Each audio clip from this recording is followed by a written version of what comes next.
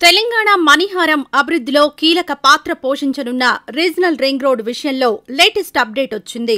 త్వరలోనే పనులు ప్రారంభించనున్న క్రమంలో రీజనల్ రింగ్ రోడ్ నిర్మాణం డిజైన్ ఫైనల్ చేసింది కేంద్ర ఉపరితల రవాణా శాఖ. భూసేకరణకు సంబంధించి అన్ని నోటిఫికేషన్లు విడుదల కావడం, రైతుల అభిప్రాయాలు తీసుకోవడంతో పాటు భూమికి సంబంధించిన హద్దుల నిర్ణయం వేగంగా సాగుతోంది. జూలై నెలలో రీజనల్ రింగ్ రోడ్ పనులను అధికారికంగా ప్రారంభించాలని నిర్ణయించిన కేంద్ర ప్రభుత్వం అందుకు సంబంధించి పనులు వేగవంతం చేసింది.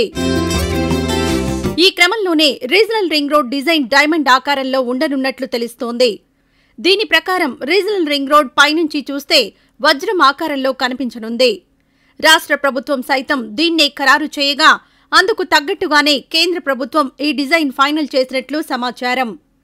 కొన్ని ప్రాంతాల్లో అలైన్మెంట్ మార్పులు జరగడం, స్థానిక రాజకీయ నేతల ఒత్తిడులతో డిజైన్లో స్వల్ప మార్పులు జరిగినట్లు ప్రచారం జరుగుతోంది.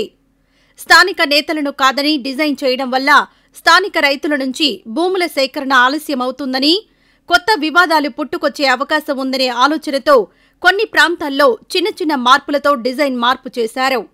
ఈ క్రమంలోనే రీజనల్ రింగ్ రోడ్ డైమండ్ ఆకారంలోకొచ్చినట్లు తెలుస్తోంది. దీన్నే కేంద్ర ఉపరితల రవాణా శాఖ సైతం ఖరారు చేసినట్లు వార్తలొస్తున్నాయి. మొదట ఖరారు చేసిన డిజైన్ రౌండ్ షేప్ గుండ్రంగా ఉండేది.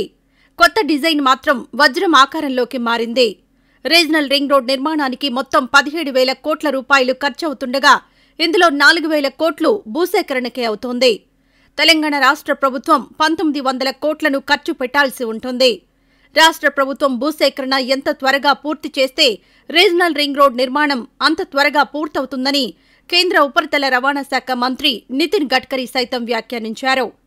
భూసేకరణ వేగంగా సాగుతుండడం, మరోవైపు డిజైన్ ఫైనల్ కావడంతో ఇక ప్రారంభంపై దృష్టి పెట్టింది కేంద్ర ప్రభుత్వం.